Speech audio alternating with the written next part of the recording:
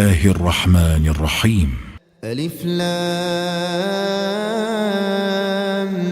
ميم. ذلك الكتاب لا ريب فيه هدى للمتقين الذين يؤمنون بالغيب ويقيمون الصلاة ومما رزقناهم ينفقون والذين يؤمنون بما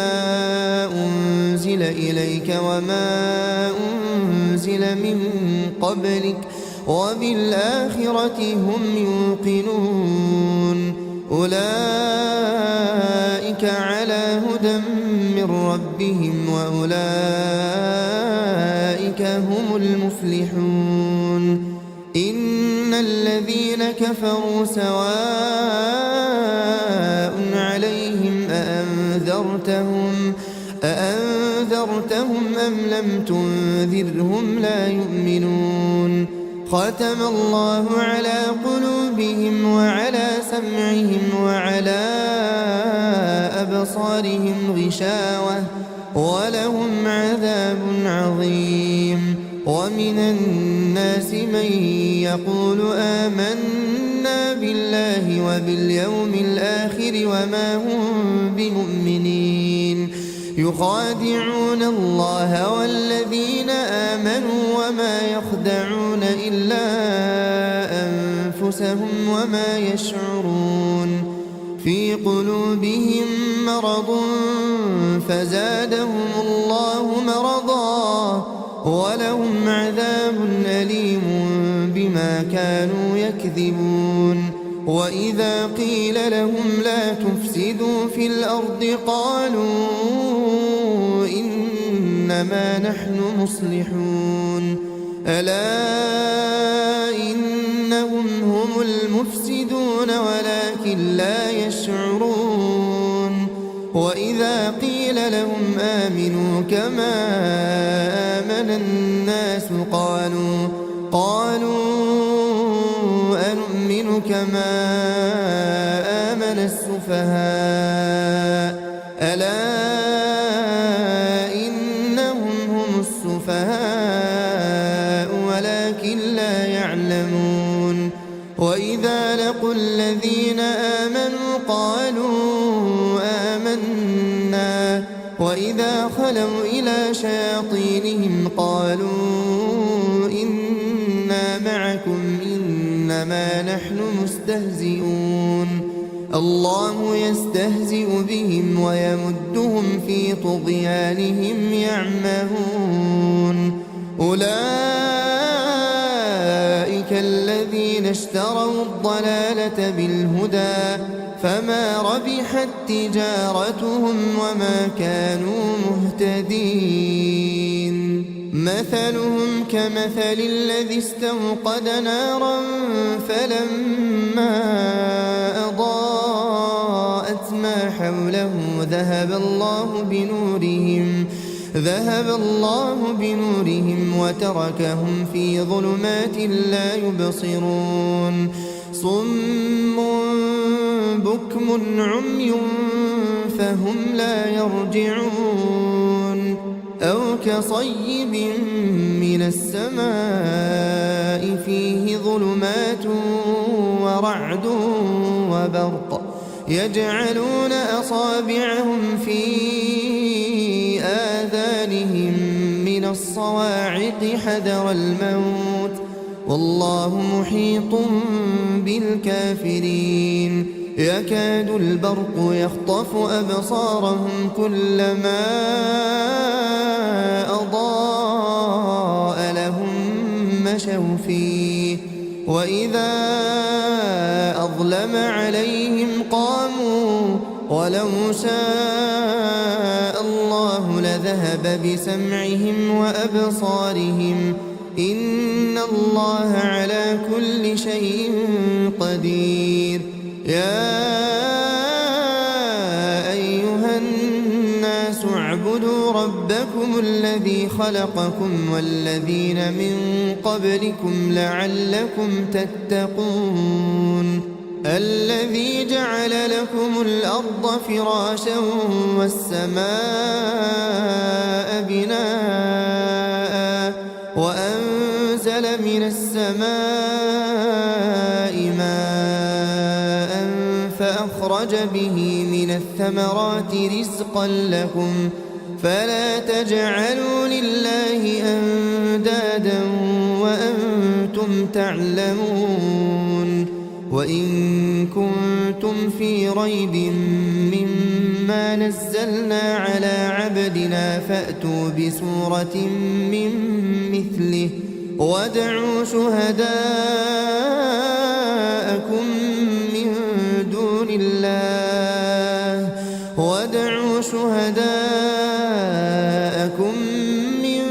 دون الله إن كنتم صادقين فإن لم تفعلوا ولن تفعلوا فاتقوا النار التي وقودها الناس والحجارة أعدت للكافرين وبشر الذين آمنوا وعملوا الصالحات أن لهم جنات تجري من تحتها الأنهار كلما رزقوا منها من ثمرة رزقا قالوا هذا الذي رزقنا من قبل وأتوا به متشابها ولهم فيها أزواج مطهرة وهم فيها خالدون إن الله لا يستحيي أن يضرب مثلا ما بعوضة فما فوقها فأما الذين آمنوا فيعلمون أنه الحق من ربهم وأما الذين كفروا فيقولون ماذا أراد الله بهذا مثلا يضل به كثيرا ويهدي به كثيرا وما يضل به إلا الفاسقين الذين ينقضون عهد الله من بعد ميثاقه ويقطعون ما أمر الله به أن يوصل ويفسدون في الأرض أولئك هم الخاسرون كيف تكفرون بالله وكنتم أمواتا فأحياكم ثم يميتكم ثم يحييكم ثم إليه ترجعون هو الذي خلق لكم ما في الأرض جميعا ثم استوى إلى السماء فسواهن 7 سماوات وهو بكل شيء عليم وإذ قال ربك للملائكة إني جاعل في الأرض خليفة قالوا أتجعل فيها من يفسد فيها ويسفك الدماء ونحن نسبح بحمدك ونقدس لك قال إني أعلم ما لا تعلمون وعلم آدم الأسماء كلها ثم عرضهم على الملائكة فقال أنبئوني بأسماء هؤلاء إن كنتم صادقين قالوا سبحانك لا علم لنا إلا ما علمتنا إنك أنت العليم الحكيم قال يا آدم أنبئهم بأسمائهم فلما أنبأهم بأسمائهم قال ألم أقل لكم إني أعلم غيب السماوات والأرض وأعلم ما تبدون وما كنتم تكتمون وإذ قلنا للملائكة اسجدوا لآدم فسجدوا إلا إبليس أبى واستكبر وكان من الكافرين وقلنا يا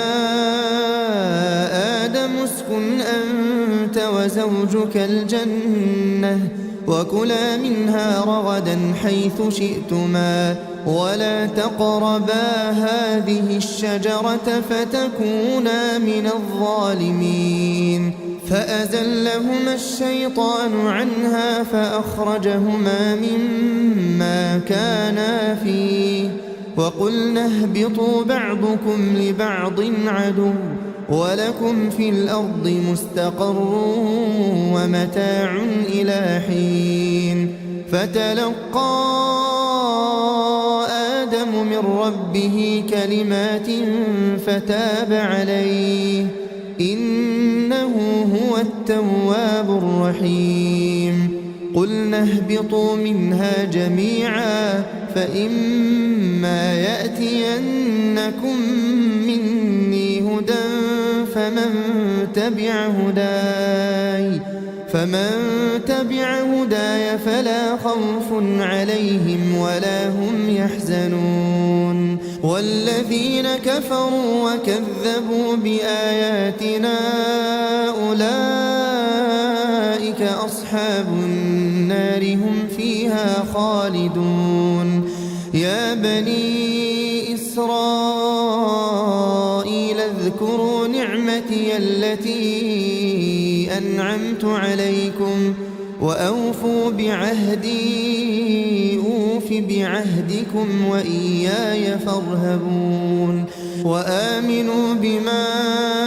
أنزلت مصدقا لما معكم ولا تكونوا أول كافر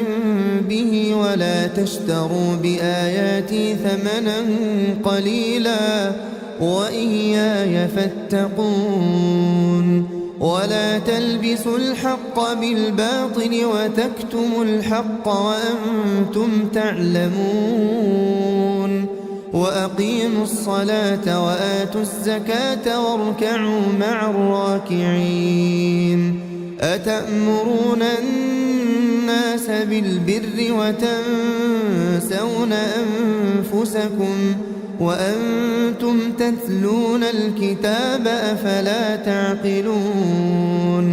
واستعينوا بالصبر والصلاة وإنها لكبيرة إلا على الخاشعين الذين يظنون أنهم ملاقو ربهم وأنهم إليه راجعون يا بني إسرائيل اذكروا نعمتي التي أنعمت عليكم وأني فضلتكم على العالمين واتقوا يوما لا تجزي نفس عن نفس شيئا ولا يقبل منها شفاعة ولا يؤخذ منها عدل ولا هم ينصرون وإذ نجيناكم من آل فرعون يسومونكم سوء العذاب يذبحون أبناءكم ويستحيون نساءكم وفي ذلكم بلاء من ربكم عظيم وإذ فرقنا بكم البحر فأنجيناكم وأغرقنا آل فرعون وأنتم تنظرون وإذ واعدنا موسى 40 ليلة ثم اتخذتم العجل من بعده وأنتم ظالمون ثم عفونا عنكم من بعد ذلك لعلكم تشكرون وإذ آتينا موسى الكتاب والفرقان لعلكم تهتدون وإذ قال موسى لقومه يا قوم إنكم ظلمتم أنفسكم باتخاذكم العجل فتوبوا إلى بارئكم فاقتلوا أنفسكم ذلكم خير لكم عند بارئكم فتاب عليكم إنه هو التواب الرحيم وإذ قلتم يا موسى لن نؤمن لك حتى نرى الله جهرة فأخذتكم الصاعقة وأنتم تنظرون ثم بعثناكم من بعد موتكم لعلكم تشكرون وظللنا عليكم الغمام وأنزلنا عليكم المن والسلوى كلوا من طيبات ما رزقناكم وما ظلمونا ولكن كانوا أنفسهم يظلمون وإذ قلنا ادخلوا هذه القرية فكلوا منها حيث شئتم رغدا وادخلوا الباب سجدا وقولوا حطة نغفر لكم خطاياكم وسنزيد المحسنين فبدل الذين ظلموا قولا غير الذي قيل لهم فأنزلنا على الذين ظلموا رجزا من السماء بما كانوا يفسقون وإذ استسقى موسى لقومه فقلنا اضرب بعصاك الحجر فانفجرت منه 12 عينا قد علم كل أناس مشربهم كلوا واشربوا من رزق الله ولا تعثوا في الأرض مفسدين وإذ قلتم يا موسى لن نصبر على طعام واحد فادع لنا ربك يخرج لنا مما تنبت الأرض من بقلها وقثائها وفومها وعدسها وبصلها قال أتستبدلون الذي هو أدنى بالذي هو خير اهبطوا مصرا فإن لكم ما سألتم وضربت عليهم الذلة والمسكنة وباءوا بغضب من الله ذلك بأنهم كانوا يكفرون بآيات الله ويقتلون النبيين بغير الحق ذلك بما عصوا وكانوا يعتدون إن الذين آمنوا والذين هادوا والنصارى والصابئين من آمن بالله واليوم الآخر وعمل صالحا فلهم أجرهم عند ربهم ولا خوف عليهم ولا هم يحزنون وإذ أخذنا ميثاقكم ورفعنا فوقكم الطور خذوا ما آتيناكم بقوة واذكروا ما فيه لعلكم تتقون ثم توليتم من بعد ذلك فلولا فضل الله عليكم ورحمته لكنتم من الخاسرين ولقد علمتم الذين اعتدوا منكم في السبت فقلنا لهم كونوا قردة خاسئين فجعلناها نكالا لما بين يديها وما خلفها وموعظة للمتقين. وإذ قال موسى لقومه إن الله يأمركم أن تذبحوا بقرة قالوا أتتخذنا هزوا قال أعوذ بالله أن أكون من الجاهلين. قالوا ادع لنا ربك يبين لنا ما هي قال إنه يقول إنها بقرة لا فارض ولا بكر عوان بين ذلك فافعلوا ما تؤمرون. قالوا ادع لنا ربك يبين لنا ما لونها قال إنه يقول إنها بقرة صفراء فاقع لونها تسر الناظرين. قالوا ادع لنا ربك يبين لنا ما هي إن البقرة شابه علينا وإنا إن شاء الله لمهتدون. قال إنه يقول إنها بقرة لا ذلول تثير الأرض ولا تسقي الحرث مسلمة لا شية فيها. قالوا الآن جئت بالحق فذبحوها وما كادوا يفعلون. وإذ قتلتم نفسا فادارأتم فيها والله مخرج ما كنتم تكتمون. فقلنا اضربوه ببعضها كذلك يحيي الله الموتى ويريكم آياته لعلكم تعقلون. ثم قست قلوبكم من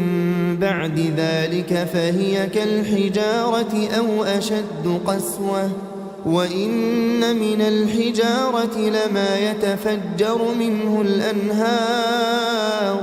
وإن منها لما يشقق فيخرج منه الماء وإن منها لما يهبط من خشية الله وما الله بغافل عما تعملون.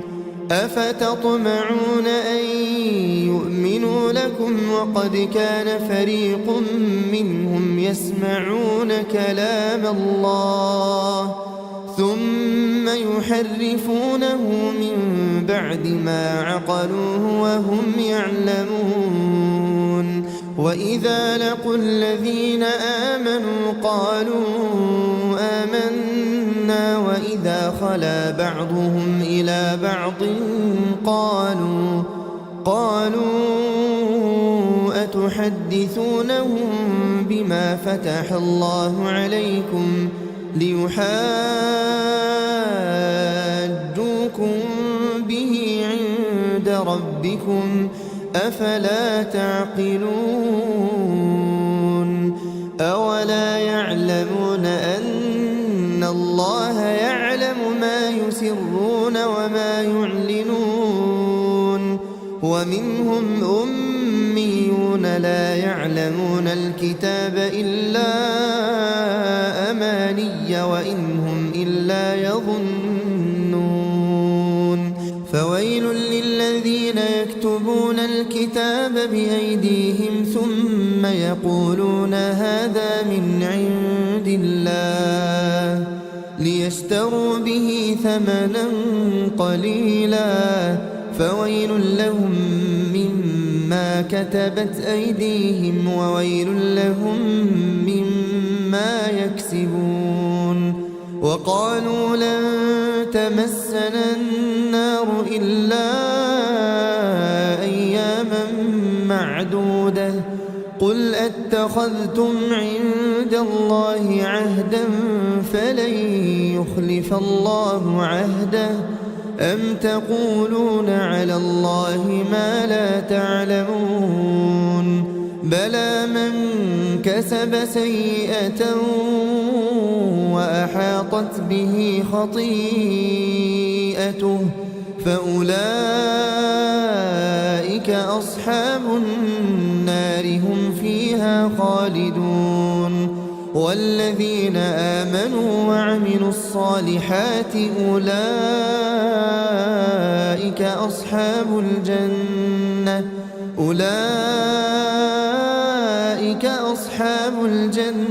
هم فيها خالدون وإذ أخذنا ميثاق بني إسرائيل لا تعبدون إلا الله وبالوالدين إحسانا وذي القربى واليتامى والمساكين وقولوا للناس حسنا وأقيموا الصلاة وآتوا الزكاة ثم توليتم إلا قليلا منكم وأنتم معرضون وإذ أخذنا ميثاقكم لا تسفكون دماءكم ولا تخرجون أنفسكم من دياركم ثم أقررتم وأنتم تشهدون ثم أنتم هؤلاء تقتلون أنفسكم وتخرجون فريقا منكم من ديارهم تظاهرون عليهم بالإثم والعدوان وإن يأتوكم أسارى تفادوهم وهو محرم عليكم إخراجهم أفتؤمنون ببعض الكتاب وتكفرون ببعض فما جزاء من يفعل ذلك منكم إلا خزي في الحياة الدنيا ويوم القيامة يردون إلى أشد العذاب وما الله بغافل عما تعملون أولئك الذين اشتروا الحياة الدنيا بالآخرة فلا يخفف عنهم العذاب ولا هم ينصرون ولقد آتينا موسى الكتاب وقفينا من بعده بالرسل وآتينا عيسى ابن مريم البينات وأيدناه بروح القدس أفكلما جاءكم رسول بما لا تهوى أنفسكم استكبرتم ففريقا كذبتم وفريقا تقتلون وقالوا قلوبنا غلف بل لعنهم الله بكفرهم فقليلا ما يؤمنون ولما جاءهم كتاب من عند الله مصدق لما معهم وكانوا من قبل يستفتحون على الذين كفروا فلما جاءهم ما عرفوا كفروا به فلعنة الله على الكافرين بئس ما اشتروا به أنفسهم أن يكفروا بما أنزل الله بغيا أن ينزل الله من فضله على من يشاء من عباده فباءوا بغضب على غضب وللكافرين عذاب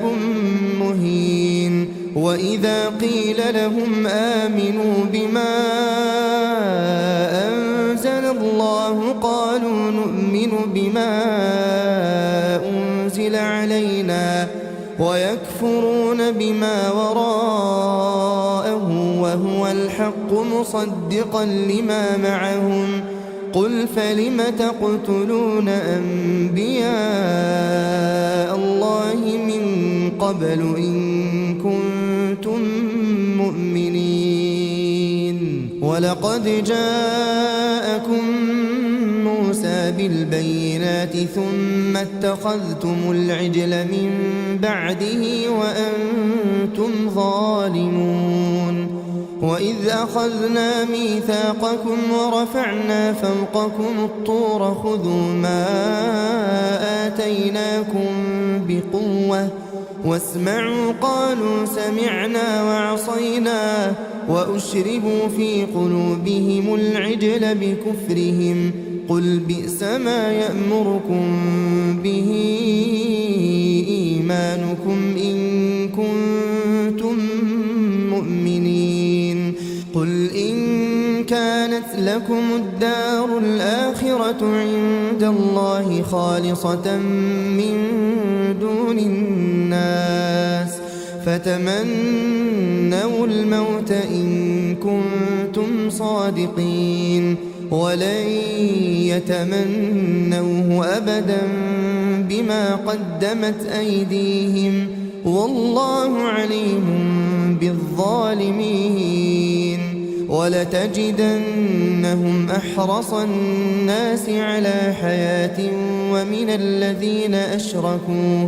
يود أحدهم لو يعمر 1000 سنة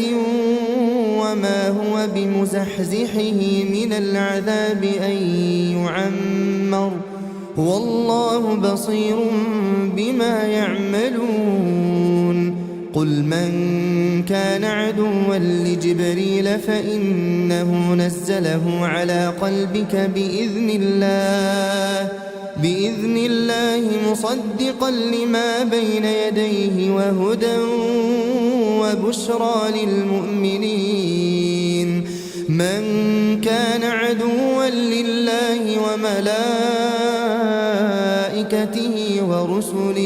ورسله وجبريل وميكال فإن الله عدو للكافرين ولقد أنزلنا إليك آيات بينات وما يكفر بها إلا الفاسقون أوكلما عاهدوا عهدا نبذه فريق منهم بل أكثرهم لا يؤمنون ولما جاءهم رسول من عند الله مصدق لما معهم نبذ فريق من الذين أوتوا الكتاب كتاب الله وراء ظهورهم كأنهم لا يعلمون واتبعوا ما تتلو الشياطين على ملك سليمان وما كفر سليمان ولكن الشياطين كفروا يعلمون الناس السحر وما أنزل على الملكين ببابل هاروت وماروت وما يعلمان من أحد حتى يقولا إنما نحن فتنة فلا تكفر فيتعلمون منهما ما يفرقون به بين المرء وزوجه وما هم بضارين به من أحد إلا بإذن الله ويتعلمون ما يضرهم ولا ينفعهم ولقد علموا لمن اشتراه ما له في الآخرة من خلاق ولبئس ما شروا به أنفسهم لو كانوا يعلمون ولو أنهم آمنوا واتقوا لمثوبة من عند الله خير لو كانوا يعلمون يا أيها الذين آمنوا لا تقولوا راعنا وقولوا انظرنا واسمعوا وللكافرين عذاب أليم ما يود الذين كفروا من أهل الكتاب ولا المشركين أن ينزل عليكم من خير من ربكم والله يختص برحمته من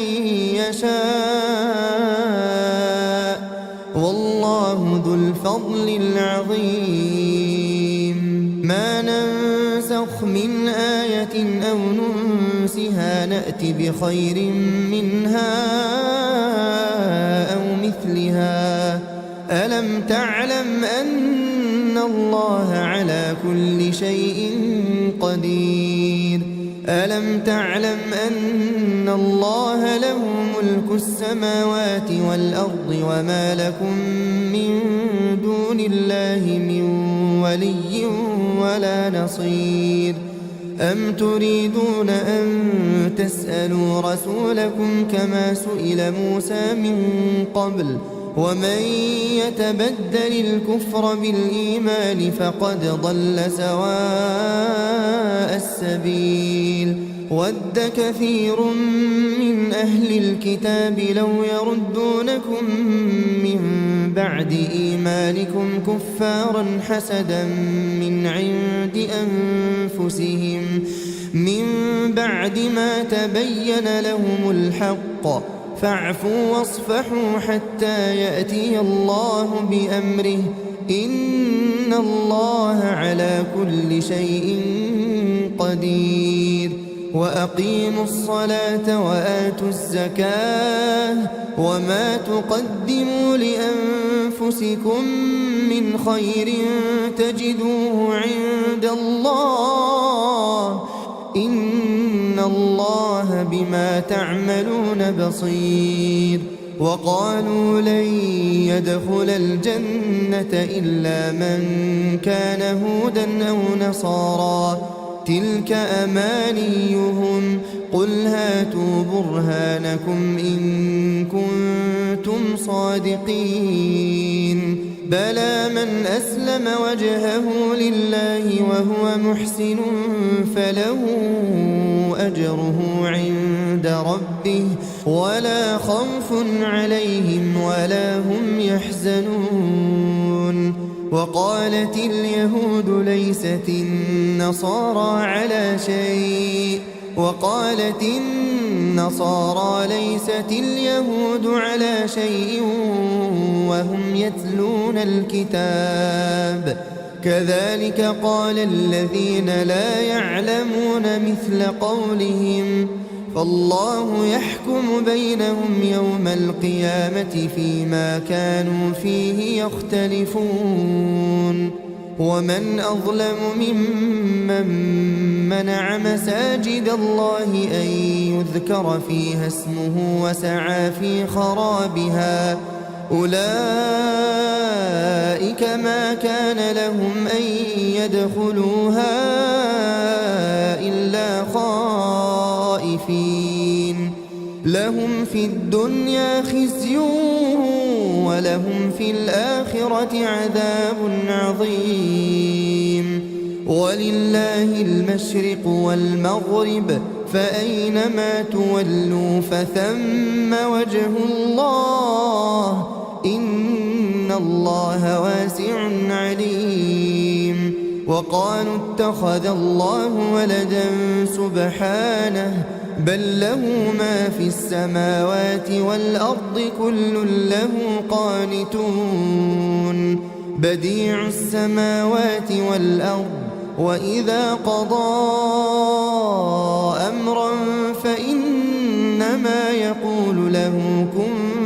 فيكون وقال الذين لا يعلمون لولا يكلمنا الله أو تأتينا آية كذلك قال الذين من قبلهم مثل قولهم تشابهت قلوبهم قد بينا الآيات لقوم يوقنون إنا أرسلناك بالحق بشيرا ونذيرا ولا تسأل عن أصحاب الجحيم ولن ترضى عنك اليهود ولا النصارى حتى تتبع ملتهم قل إن هدى الله هو الهدى ولئن اتبعت أهواءهم بعد الذي جاءك من العلم ما لك من الله من ولي ولا نصير الذين آتيناهم الكتاب يتلونه حق تلاوته أولئك يؤمنون به ومن يكفر به فأولئك هم الخاسرون يا بني إسرائيل اذكروا نعمتي التي أنعمت عليكم وأني فضلتكم على العالمين واتقوا يوما لا تجزي نفس عن نفس شيئا ولا يقبل منها عدل ولا تنفعها شفاعة ولا هم ينصرون وإذ ابتلى إبراهيم ربه بكلمات فأتمهن قال إني جاعلك للناس إماما قال ومن ذريتي قال لا ينال عهد الظالمين وإذ جعلنا البيت مثابة للناس وأمنا واتخذوا من مقام إبراهيم مصلى وعهدنا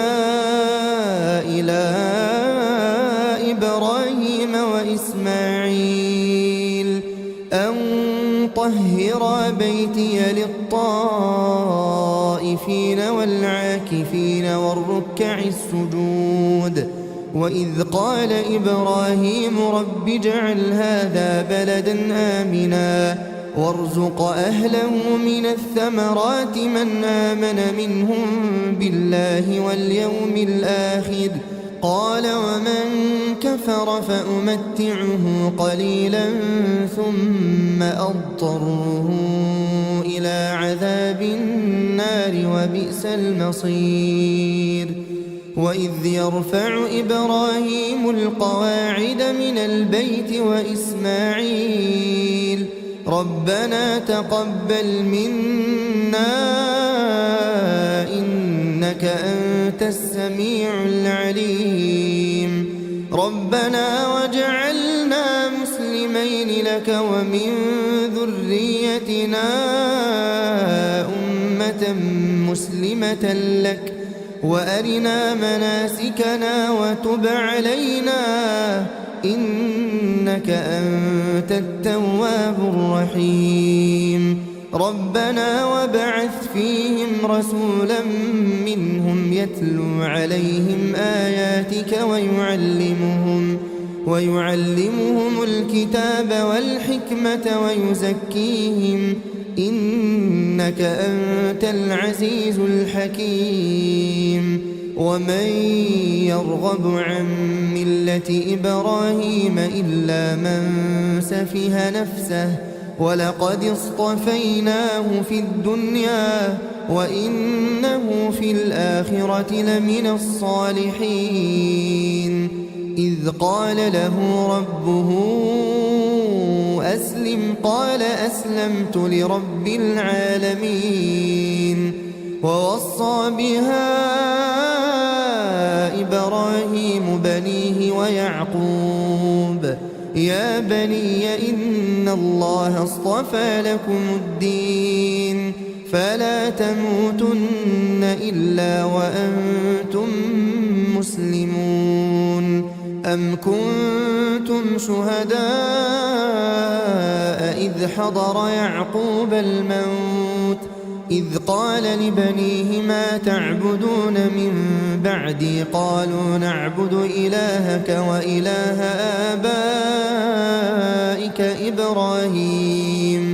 إبراهيم وإسماعيل وإسحاق إلها واحدا ونحن له مسلمون تلك أمة قد خلت لها ما كسبت ولكم ما كسبتم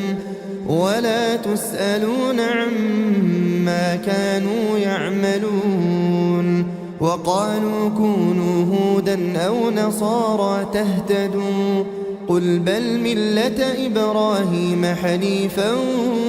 وما كان من المشركين قولوا آمنا بالله وما أنزل إلينا وما أنزل إلى إبراهيم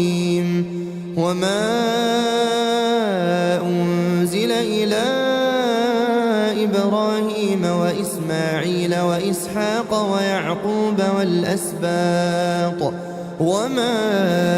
أوتي موسى وعيسى وما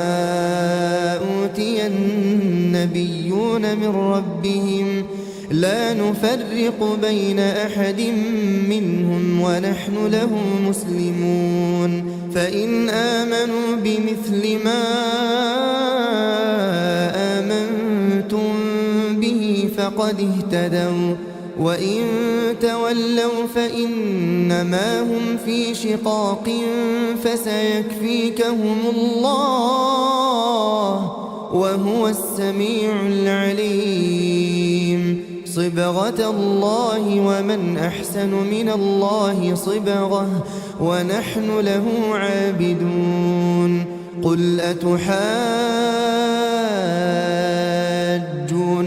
في الله وهو ربنا وربكم ولنا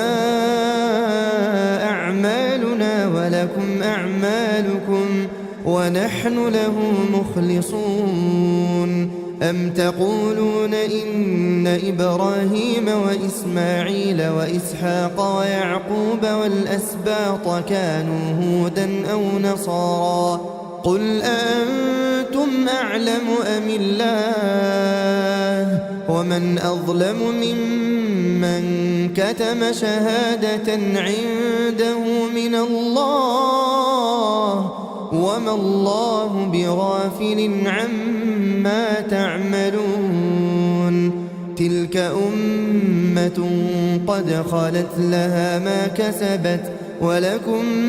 ما كسبتم ولا تسألون عما كانوا يعملون سيقول السفهاء من الناس ما ولاهم عن قبلتهم التي كانوا عليها قل لله المشرق والمغرب يهدي من يشاء إلى صراط مستقيم وكذلك جعلناكم أمة وسطا لتكونوا شهداء على الناس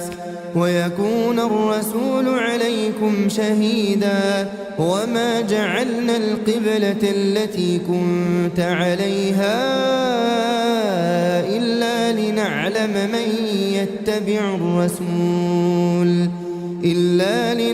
من يتبع الرسول ممن ينقلب على عقبيه وإن كانت لكبيرة إلا على الذين هدى الله وما كان الله ليضيع إيمانكم إن الله بالناس لرؤوف رحيم قد نرى تقلب وجهك في السماء فلنولينك قبلة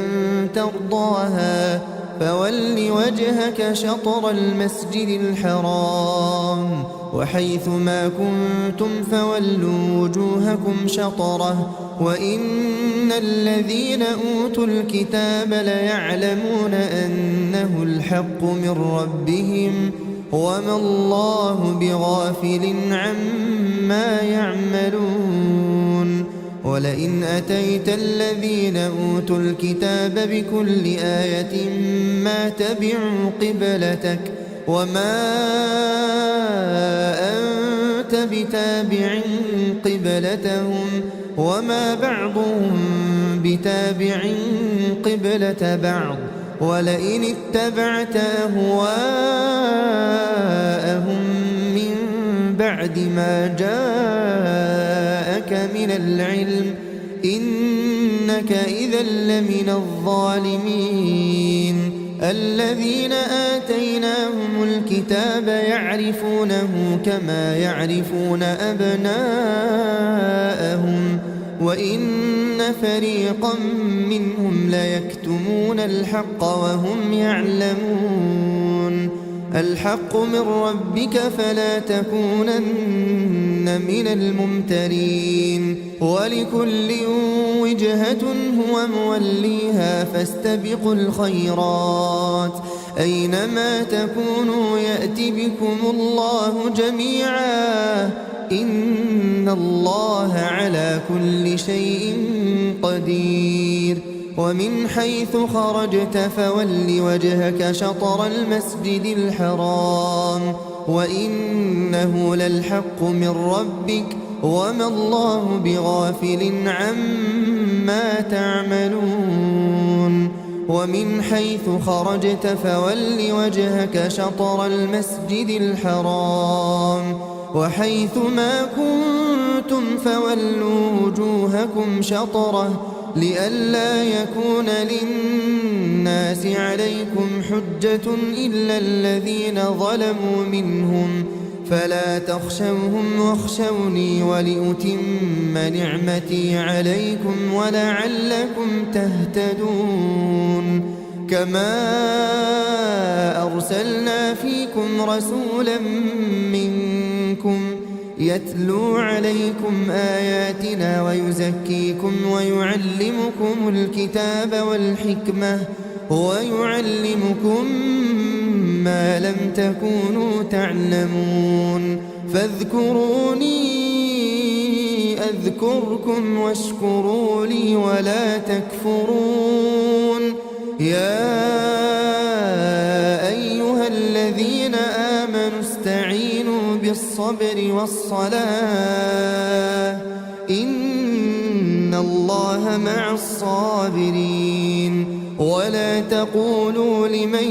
يقتل في سبيل الله أموات بل أحياء ولكن لا تشعرون. ولنبلونكم بشيء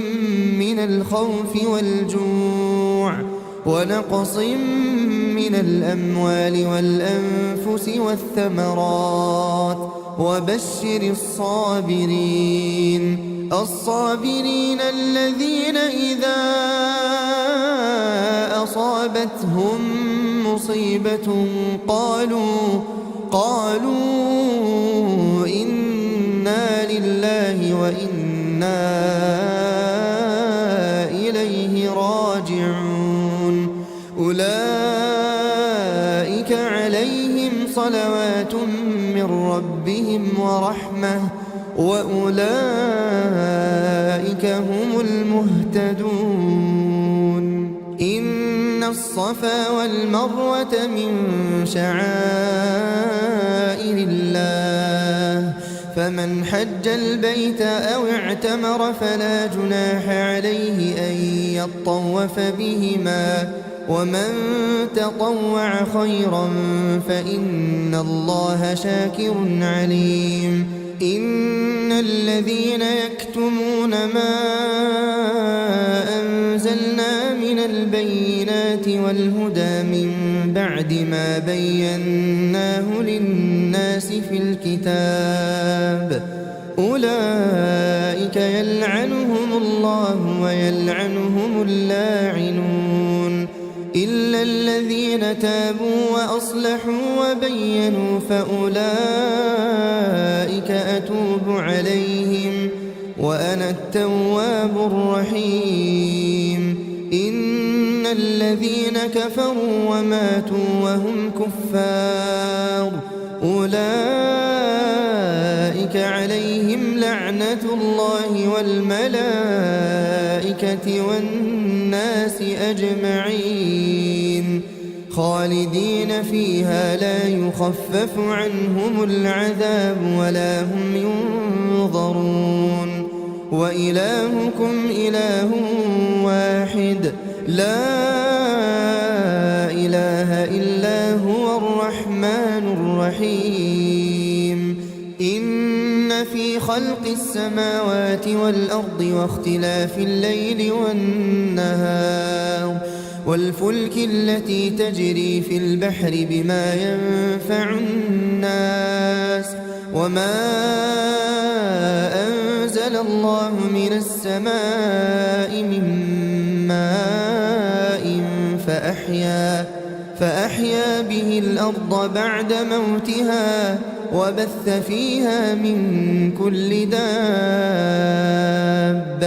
وتصريف الرياح والسحاب المسخر بين السماء والأرض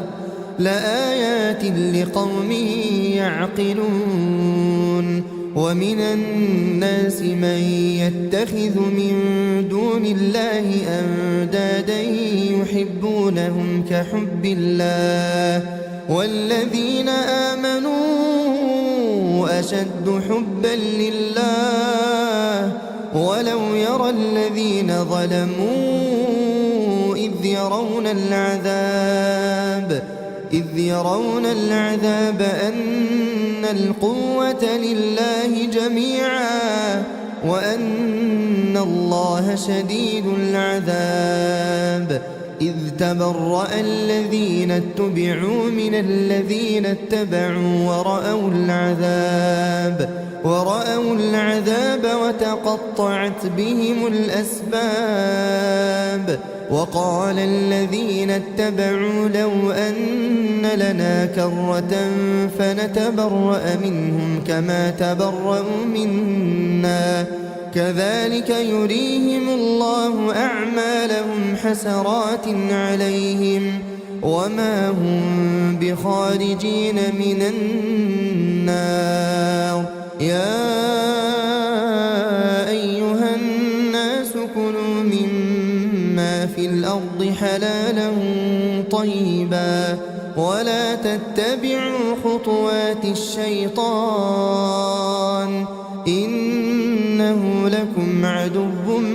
مبين إنما يأمركم بالسوء والفحشاء وأن تقولوا على الله ما لا تعلمون وإذا قيل لهم اتبعوا ما أنزل الله قالوا بل نتبع ما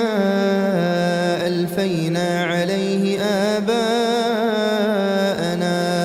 أولو كان آباؤهم لا يعقلون شيئا ولا يهتدون ومثل الذين كفروا كمثل الذي ينعق بما لا يسمع إلا دعاء ونداء صم بكم عمي فهم لا يعقلون يا أيها الذين آمنوا كلوا من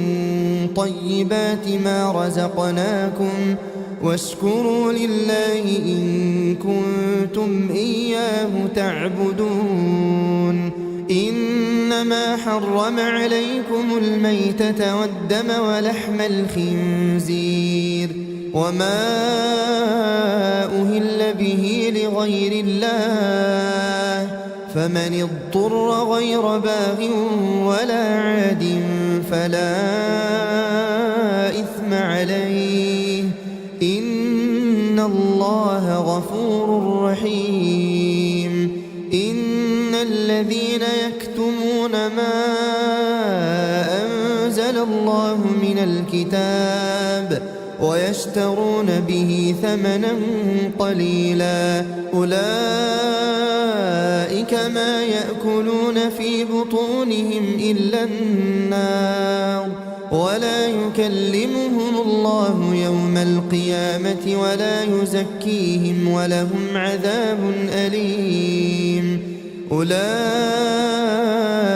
الذين اشتروا الضلالة بالهدى والعذاب بالمغفرة فما أصبرهم على النار. ذلك بأن الله نزل الكتاب بالحق وإن الذين اختلفوا في الكتاب لفي شقاق بعيد. ليس البر أن تولوا وجوهكم قبل المشرق والمغرب ولكن البر من آمن بالله واليوم الآخر والملائكة والكتاب والنبيين وآتى المال على حبه ذوي القربى واليتامى والمساكين وابن السبيل والسائلين وفي الرقاب وأقام الصلاة وآتى الزكاة والموفون بعهدهم إذا عاهدوا والصابرين في البأساء والضراء وحين البأس. أولئك الذين صدقوا وأولئك هم المتقون. يا أيها الذين آمنوا كتب عليكم القصاص في القتلى الحر بالحر والعبد بالعبد والأنثى بالأنثى فمن عفي له من أخيه شيء فاتباع بالمعروف وأداء إليه بإحسان ذلك تخفيف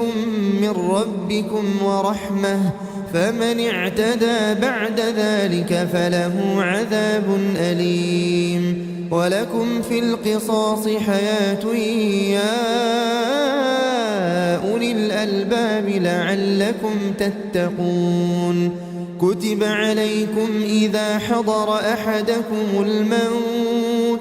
إن ترك خيرا الوصية للوالدين والأقربين بالمعروف حقا على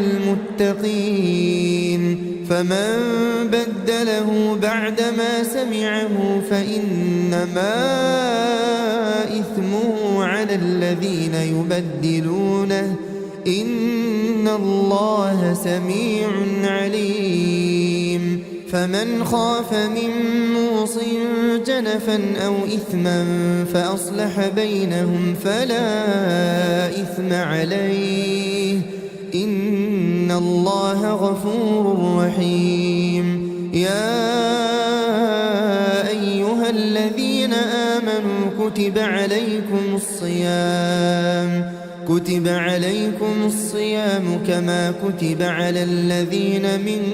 قبلكم لعلكم تتقون. أياما معدودات فمن كان منكم مريضا أو على سفر فعدة من أيام أخر وعلى الذين يطيقونه فدية طعام مسكين فمن تطوع خيرا فهو خير له وأن تصوموا خير لكم إن كنتم تعلمون. شهر رمضان الذي أنزل فيه القرآن هدى للناس وبينات من الهدى والفرقان فمن شهد منكم الشهر فليصمه ومن كان مريضا أو على سفر فعدة من أيام أخر يريد الله بكم اليسر ولا يريد بكم العسر ولتكملوا العدة ولتكبروا الله على ما هداكم ولعلكم تشكرون. وإذا سألك عبادي عني فإني قريب أجيب دعوة الداع إذا دعان فليستجيبوا لي وليؤمنوا بي لعلهم يرشدون. أحل لكم ليلة الصيام الرفث إلى نسائكم هن لباس لكم وأنتم لباس لهن علم الله أنكم كنتم تختانون أنفسكم فتاب عليكم وعفى عنكم فالآن باشروهن وابتغوا ما كتب الله لكم وكلوا واشربوا حتى يتبين لكم الخيط الأبيض من الخيط الأسود من الفجر ثم أتموا الصيام إلى الليل ولا تباشروهن وأنتم عاكفون في المساجد تلك حدود الله فلا تقربوها كذلك يبين الله آياته للناس لعلهم يتقون. ولا تأكلوا أموالكم بينكم بالباطل وتدلوا بها إلى الحكام لتأكلوا فريقا من أموال الناس بالإثم وأنتم تعلمون. يسألونك عن الأهلة قل هي مواقيت للناس والحج وليس البر بأن تأتوا البيوت من ظهورها ولكن البر من اتقى وأتوا البيوت من أبوابها واتقوا الله لعلكم تفلحون. وقاتلوا في سبيل الله الذين يقاتلونكم ولا تعتدوا إن الله لا يحب المعتدين. واقتلوهم حيث ثقفتموهم وأخرجوهم من حيث أخرجوكم والفتنة أشد من القتل ولا تقاتلوهم عند المسجد الحرام حتى يقاتلوكم فيه فإن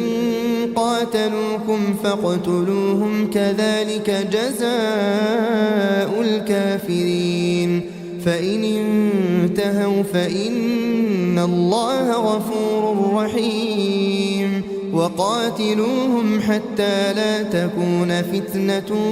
ويكون الدين لله فإن انتهوا فلا عدوان إلا على الظالمين. الشهر الحرام بالشهر الحرام والحرمات قصاص فمن اعتدى عليكم فاعتدوا عليه بمثل ما اعتدى عليكم واتقوا الله واعلموا أن الله مع المتقين. وأنفقوا في سبيل الله ولا تلقوا بأيديكم إلى التهلكة وأحسنوا إن الله يحب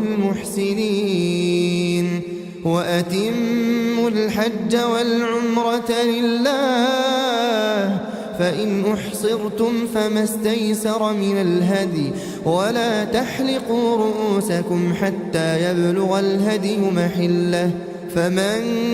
كان منكم مريضا أو به أذى من رأسه ففدية من صيام أو صدقة أو نسك فإذا أمنتم فمن تمتع بالعمرة إلى الحج فما استيسر من الهدي فمن لم يجد فصيام 3 أيام في الحج و7 إذا رجعتم تلك 10 كاملة ذلك لمن لم يكن أهله حاضر المسجد الحرام. واتقوا الله واعلموا أن الله شديد العقاب. الحج أشهر معلومات فمن فرض فيهن الحج فلا رفث ولا فسوق ولا جدال في الحج وما تفعلوا من خير يعلمه الله وتزودوا فإن خير الزاد التقوى واتقون يا أولي الألباب ليس عليكم جناح أن تبتغوا فضلا من ربكم فإذا أفضتم من عرفات فاذكروا الله عند المشعر الحرام واذكروه كما هداكم وإن كنتم من قبله لمن الضالين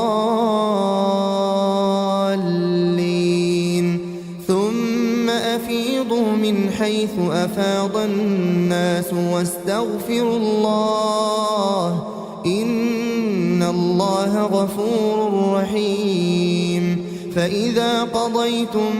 مناسككم فاذكروا الله كذكركم آباءكم أو أشد ذكرا فمن الناس من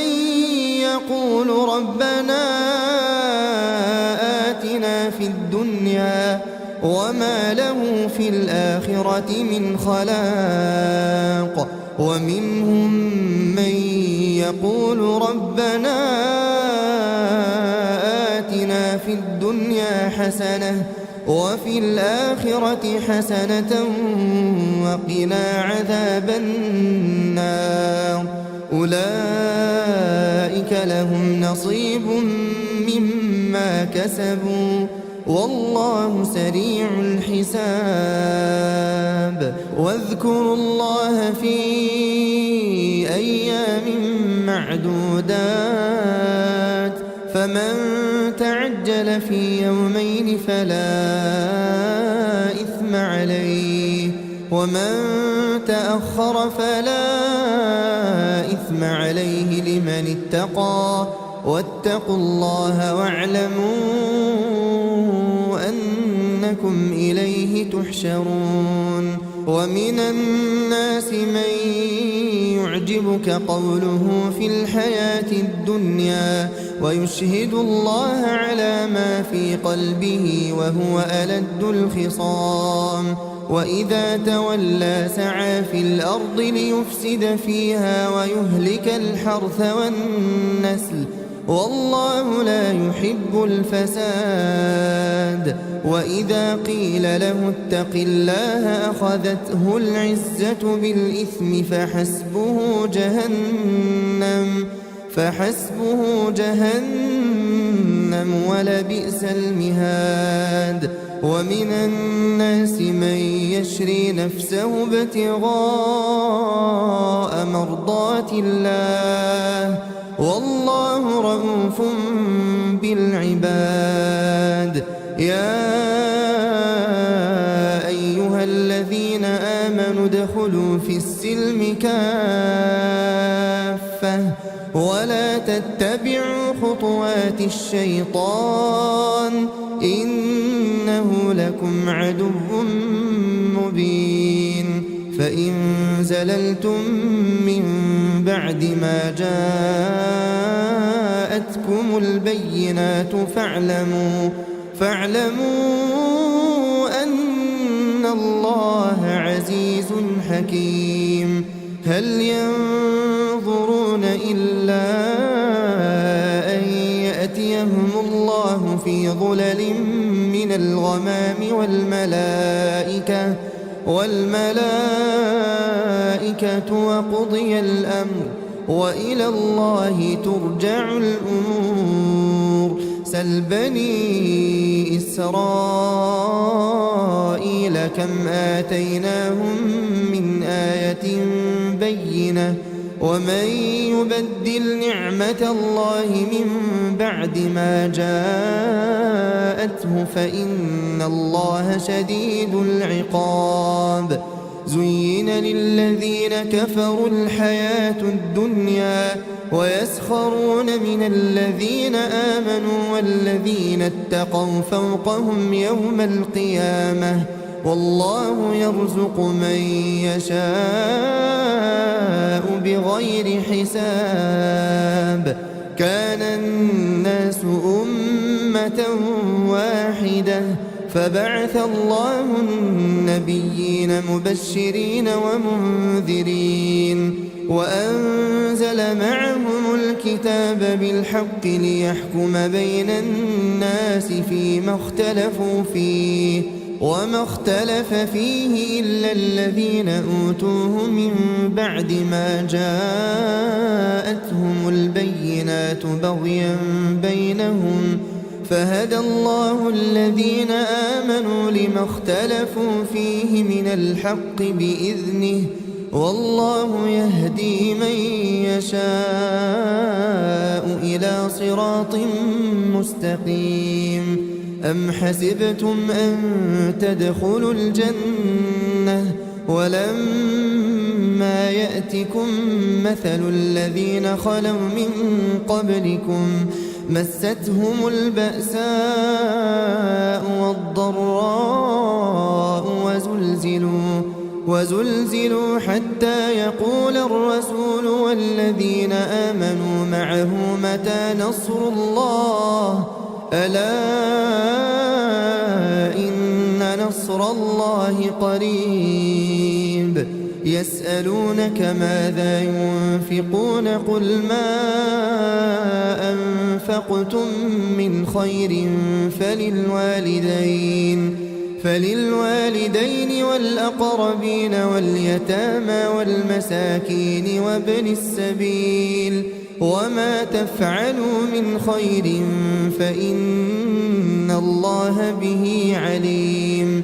كتب عليكم القتال وهو كره لكم وعسى أن تكرهوا شيئا وهو خير لكم وعسى أن تحبوا شيئا وهو شر لكم والله يعلم وأنتم لا تعلمون. يسألونك عن الشهر الحرام قتال فيه قل قتال فيه كبير وصد عن سبيل الله وكفر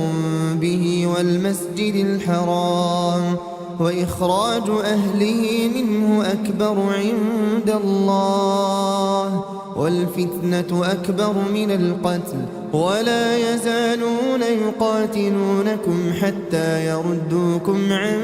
دينكم إن استطاعوا ومن يرتدد منكم عن دينه فيمت وهو كافر فأولئك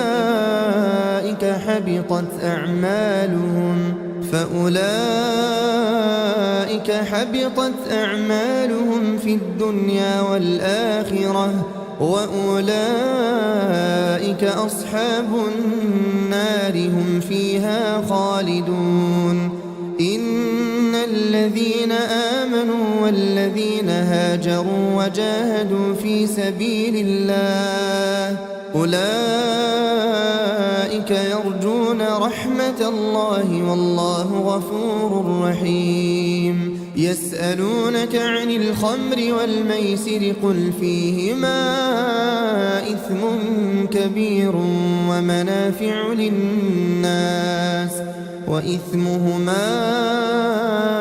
أكبر من نفعهما ويسألونك ماذا ينفقون قل العفو كذلك يبين الله لكم الآيات لعلكم تتفكرون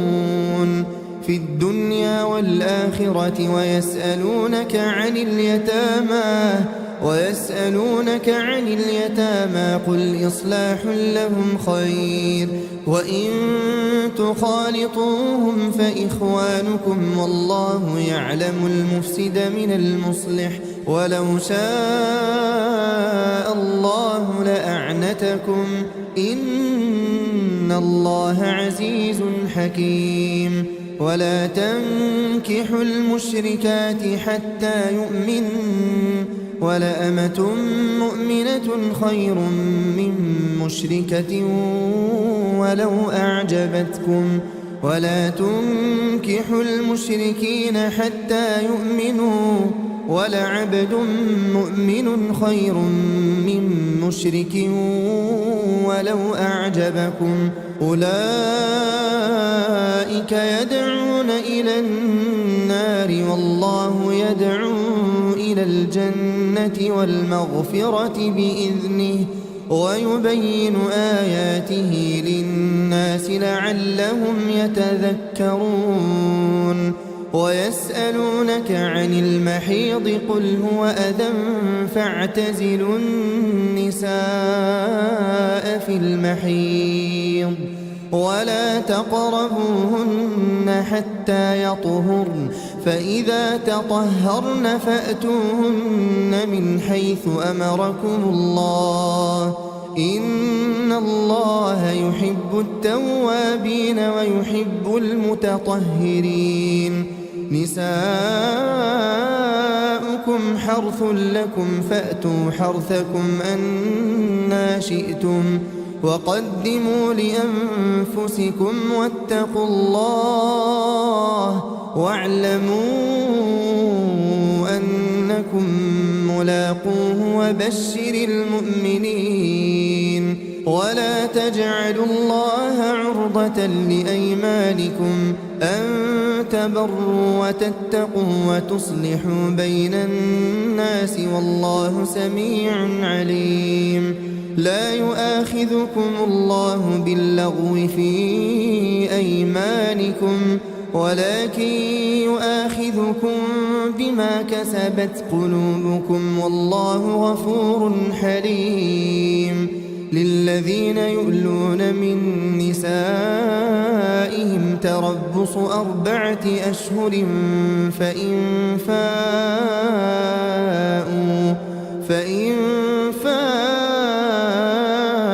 فإن الله غفور رحيم وإن عزموا الطلاق فإن الله سميع عليم والمطلقات يتربصن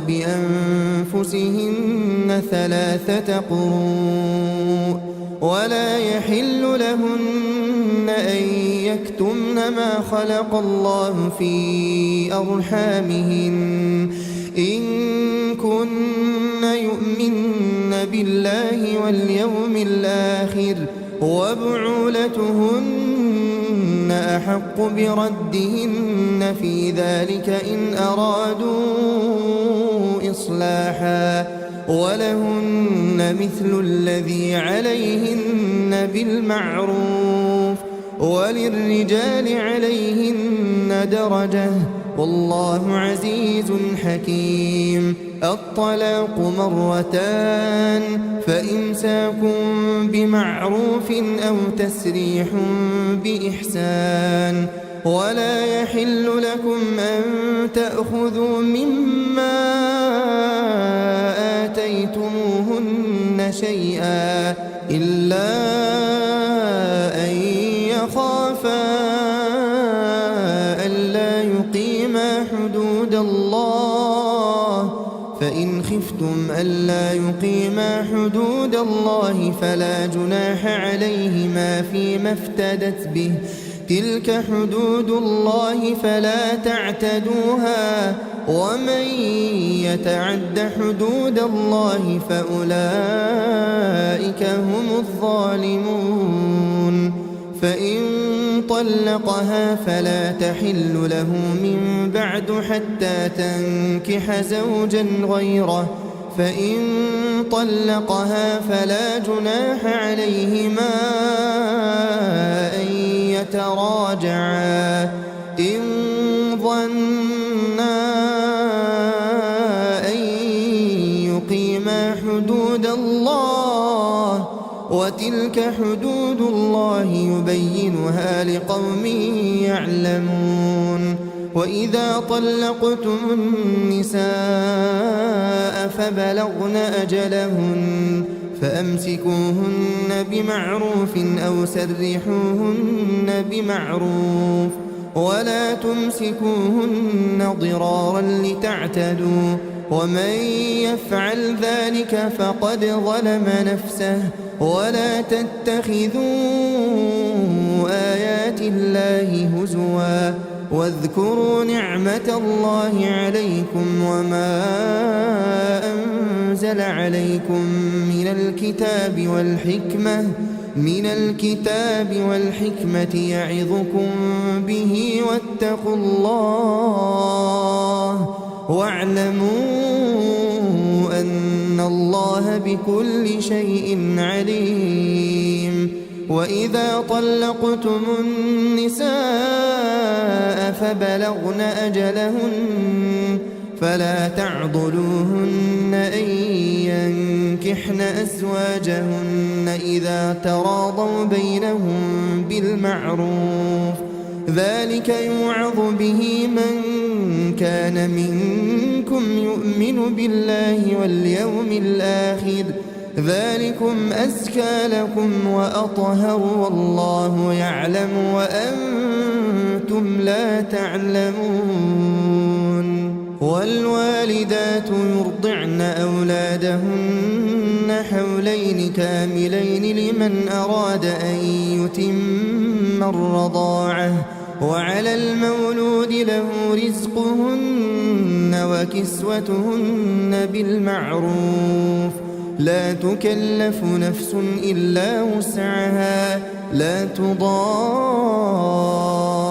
والدة بولدها ولا مولود له بولده وعلى الوارث مثل ذلك فإن أرادا فصالا عن تراض منهما وتشاور فلا جناح عليهما وإن أردتم أن تسترضعوا أولادكم فلا جناح عليكم إذا سلمتم ما آتيتم بالمعروف واتقوا الله واعلموا أن الله بما تعملون بصير والذين يتوفون منكم ويذرون أزواجا يتربصن بأنفسهن 4 أشهر وعشرا فإذا بلغن أجلهن فلا جناح عليكم فيما فعلن في أنفسهن بالمعروف والله بما تعملون خبير ولا جناح عليكم فيما عرضتم به من خطبة النساء أو أكننتم في أنفسكم علم الله أنكم ستذكرونهن ولكن لا تواعدوهن سرا إلا أن تقولوا قولا معروفا ولا تعزموا عقدة النكاح حتى يبلغ الكتاب أجله واعلموا أن الله يعلم ما في أنفسكم فاحذروه واعلموا أن الله غفور حليم لا جناح عليكم إن طلقتم النساء ما لم تمسوهن أو تفرضوا لهن فريضة ومتعوهن على الموسع قدره وعلى المقتر قدره متاعا بالمعروف حقا على المحسنين وإن طلقتموهن من قبل أن تمسوهن وقد فرضتم لهن فريضة فنصف ما فرضتم إلا أن يعفون أو يعفو الذي بيده عقدة النكاح وأن تعفوا أقرب للتقوى ولا تنسوا الفضل بينكم إن الله بما تعملون بصير حافظوا على الصلوات والصلاة الوسطى وقوموا لله قانتين فإن خفتم فرجالا أو ركبانا فإذا أمنتم فاذكروا الله كما علمكم ما لم تكونوا تعلمون والذين يتوفون منكم ويذرون أزواجا وصية لأزواجهم متاعا إلى الحول غير إخراج فإن خرجن فلا جناح عليكم فيما فعلن في أنفسهن من معروف والله عزيز حكيم وللمطلقات متاع بالمعروف حقا على المتقين كذلك يبين الله لكم آياته لعلكم تعقلون ألم تر إلى الذين خرجوا من ديارهم وهم ألوف حذر الموت فقال لهم الله موتوا ثم أحياهم إن الله لذو فضل على الناس ولكن أكثر الناس لا يشكرون وقاتلوا في سبيل الله واعلموا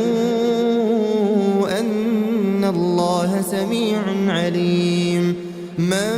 ذا الذي يقرض الله قرضا حسنا فيضاعفه له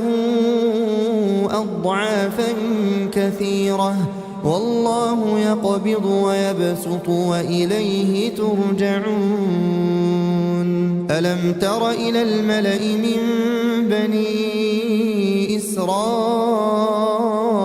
من بعد موسى إذ قالوا لنبي لهم ابعث لنا ملكا نقاتل في سبيل الله قال هل عسيتم إن كتب عليكم القتال ألا تقاتلوا قالوا وما لنا ألا نقاتل في سبيل الله وقد أخرجنا من ديارنا وأبنائنا فلما كتب عليهم القتال تولوا إلا قليلا منهم والله عليم بالظالمين وقال لهم نبيهم إن الله قد بعث لكم طالوت ملكا قالوا أنى يكون له الملك علينا ونحن أحق بالملك منه ولم يؤت سعة من المال قال إن الله اصطفاه عليكم وزاده بسطة في العلم والجسم والله يؤتي ملكه من يشاء والله واسع عليم وقال لهم نبيهم إن آية ملكه أن يأتيكم التابوت فيه سكينة من ربكم وبقية مما ترك آل موسى وآل هارون تحمله الملائكة إن في ذلك لآية لكم إن كنتم مؤمنين فلما فصل طالوت بالجنود قال إن الله مبتليكم بنهر فمن شرب منه فليس مني ومن لم يطعمه فإنه مني إلا من اغترف غرفة بيده فشربوا منه إلا قليلا منهم فلما جاوزه هو والذين آمنوا معه قالوا لا طاقة لنا اليوم بجالوت وجنوده قال الذين يظنون أنهم ملاقو الله كم من فئة قليلة غلبت فئة كثيرة بإذن الله والله مع الصابرين. ولما برزوا لجالوت وجنوده قالوا ربنا أفرغ علينا صبرا وثبت أقدامنا وانصرنا على القوم الكافرين فهزموهم بإذن الله وقتل داود جالوت وآتاه الله الملك والحكمة وعلمه مما يشاء ولولا دفع الله الناس بعضهم ببعض لفسدت الأرض ولكن الله ذو فضل على العالمين. تلك آيات الله نتلوها عليك بالحق وإنك لمن المرسلين. تلك الرسل فضلنا بعضهم على بعض منهم من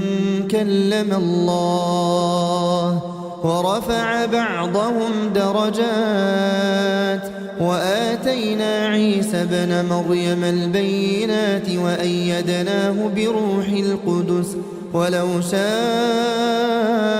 الله ما اقتتل الذين من بعدهم من بعد ما جاءتهم البينات ولكن اختلفوا فمنهم من آمن ومنهم من كفر ولو شاء الله ما اقتتلوا ولكن الله يفعل ما يريد. يا أيها الذين آمنوا أنفقوا مما رزقناكم من قبل أن يأتي يوم لا بيع فيه ولا خلة ولا شفاعة والكافرون هم الظالمون. الله لا إله إلا هو الحي القيوم لا تأخذه سنة ولا نوم له ما في السماوات وما في الأرض من ذا الذي يشفع عنده إلا بإذنه يعلم ما بين أيديهم وما خلفهم ولا يحيطون بشيء من علمه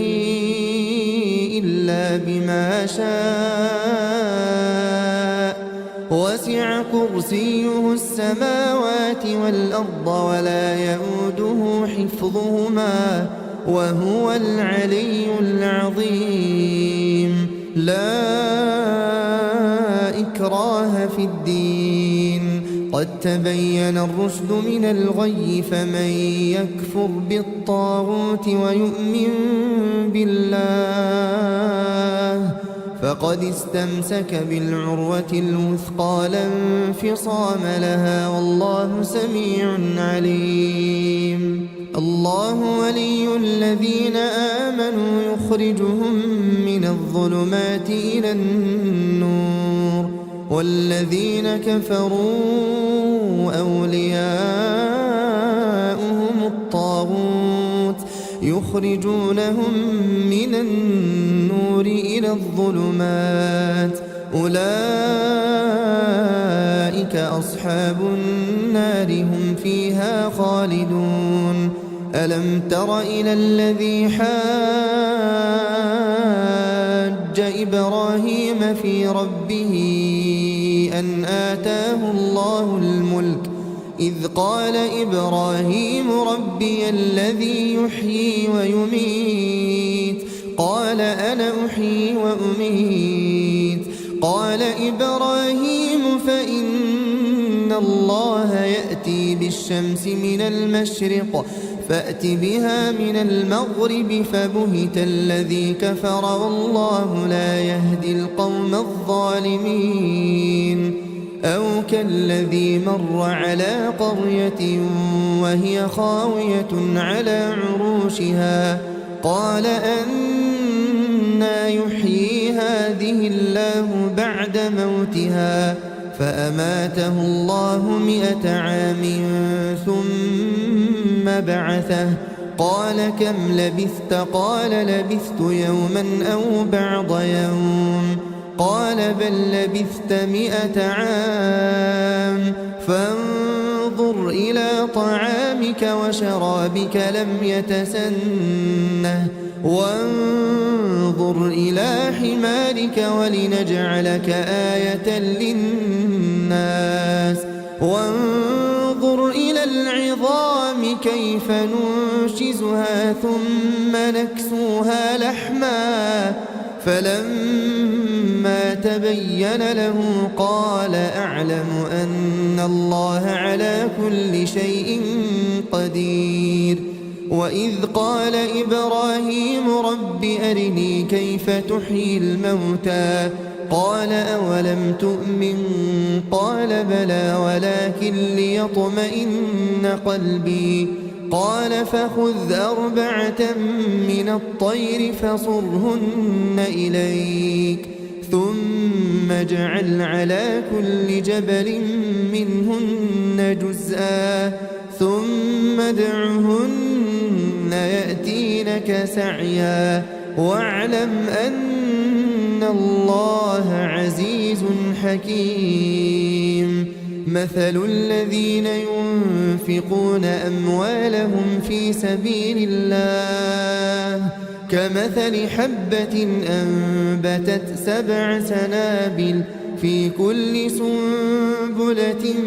100 حبة والله يضاعف لمن يشاء والله واسع عليم الذين ينفقون أموالهم في سبيل الله ثم لا يتبعون ما أنفقوا منا ولا أذى لهم أجرهم عند ربهم ولا خوف عليهم ولا هم يحزنون قول معروف ومغفرة خير من صدقة يتبعها أذى والله غني حليم يا أيها الذين آمنوا لا تبطلوا صدقاتكم بالمن والأذى كالذي ينفق ماله رئاء الناس ولا يؤمن بالله واليوم الآخر فمثله كمثل صفوان عليه تراب فأصابه وابل فتركه صلدا لا يقدرون على شيء مما كسبوا والله لا يهدي القوم الكافرين ومثل الذين ينفقون أموالهم ابتغاء مرضات الله وتثبيتا من أنفسهم كمثل جنة بربوة أصابها وابل فآتت أكلها ضعفين فإن لم يصبها وابل فطل والله بما تعملون بصير أيود أحدكم أن تكون له جنة من نخيل وأعناب تجري من تحتها الأنهار له فيها من كل الثمرات وأصابه الكبر وله ذرية ضعفاء فأصابها إعصار فيه نار فاحترقت كذلك يبين الله لكم الآيات لعلكم تتفكرون يا أيها الذين آمنوا أنفقوا من طيبات ما كسبتم ومما أخرجنا لكم من الأرض ولا تيمموا الخبيث منه تنفقون ولستم بآخذيه إلا أن تغمضوا فيه واعلموا أن الله غني حميد الشيطان يعدكم الفقر ويأمركم بالفحشاء والله يعدكم مغفرة منه وفضلا والله واسع عليم يؤتي الحكمة من يشاء ومن يؤت الحكمة فقد أوتي خيرا كثيرا وما يذكر إلا أولو الألباب وما أنفقتم من نفقة أو نذرتم من نذر فإن الله يعلمه وما للظالمين من أنصار إن تبدوا الصدقات فنعما هي وإن تخفوها وتؤتوها الفقراء فهو خير لكم ويكفر عنكم من سيئاتكم والله بما تعملون خبير ليس عليك هداهم ولكن الله يهدي من يشاء وما تنفقوا من خير فلأنفسكم وما تنفقون إلا ابتغاء وجه الله وما تنفقوا من خير يوفى إليكم وأنتم لا تظلمون للفقراء الذين أحصروا في سبيل الله لا يستطيعون ضربا في الأرض يحسبهم الجاهل أغنياء من التعفف تعرفهم بسيماهم لا يسألون الناس إلحافا وما تنفقوا من خير فإن الله به عليم الذين ينفقون أموالهم بالليل والنهار سرا وعلانية فلهم أجرهم عند ربهم ولا خوف عليهم ولا هم يحزنون الذين يأكلون الربا لا يقومون إلا كما يقوم الذي يتخبطه الشيطان من المس ذلك بأنهم قالوا إنما البيع مثل الربا وأحل الله البيع وحرم الربا فمن جاءه موعظة من ربه فانتهى فله ما سلف وأمره إلى الله ومن عاد فأولئك أصحاب النار هم فيها خالدون يمحق الله الربا ويربي الصدقات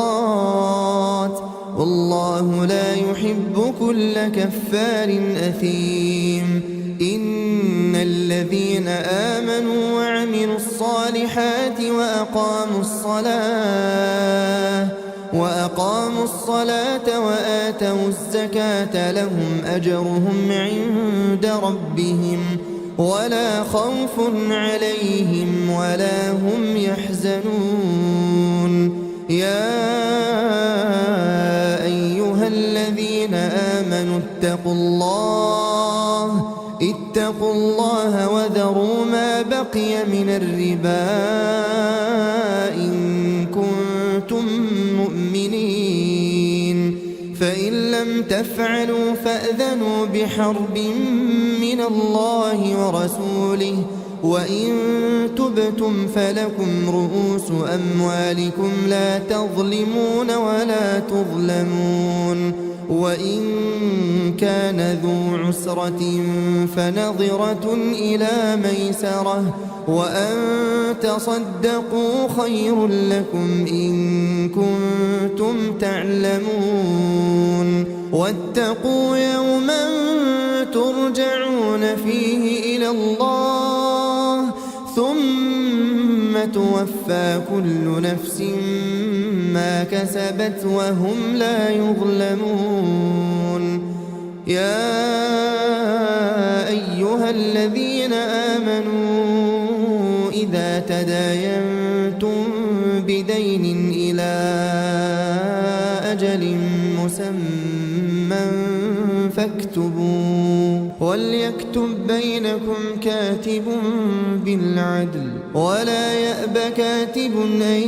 يكتب كما علمه الله فليكتب وليملل الذي عليه الحق وليتق الله ربه ولا يبخس منه شيئا فإن كان الذي عليه الحق سفيها أو ضعيفا أو لا يستطيع أن يمل هو فليملل وليه بالعدل واستشهدوا شهيدين من رجالكم فإن لم يكونا رجلين فرجل وامرأتان ممن ترضون من الشهداء أن تضل إحداهما فتذكر إحداهما الأخرى ولا يأبى الشهداء إذا ما دعوا ولا تسأموا أن تكتبوه صغيرا أو كبيرا إلى أجله ذلكم أقسط عند الله وأقوم للشهادة وأدنى ألا ترتابوا إلا أن تكون تجارة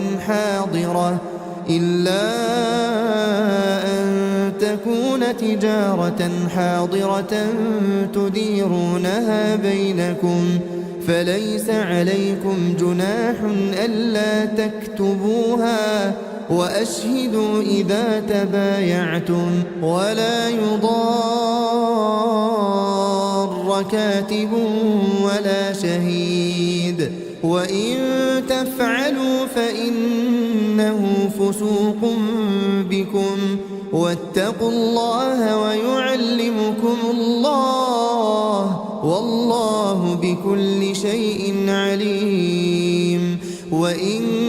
كنتم على سفر ولم تجدوا كاتبا فرهان مقبوضة فإن أمن بعضكم بعضا فليؤدي الذي اؤتمن أمانته وليتق الله ربه ولا تكتموا الشهادة ومن يكتمها فإنه آثم قلبه والله بما تعملون عليم لله ما في السماوات وما في الأرض وإن تبدوا ما في أنفسكم أو تخفوه يحاسبكم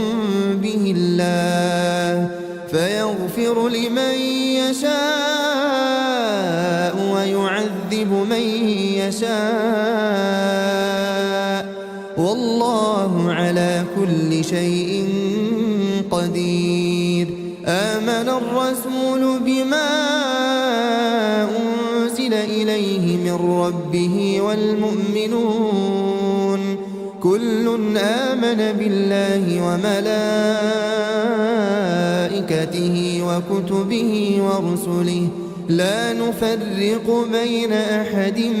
من رسله وقالوا سمعنا وأطعنا غفرانك ربنا وإليك المصير. لا يكلف الله نفسا إلا وسعها لها ما كسبت وعليها ما اكتسبت ربنا لا تؤاخذنا إن نسينا أو أخطأنا ربنا ولا تحمل علينا إصرا كما حملته على الذين من قبلنا ربنا ولا تحملنا ما لا طاقة لنا به واعف عنا واغفر لنا وارحمنا أنت مولانا فانصرنا على القوم الكافرين.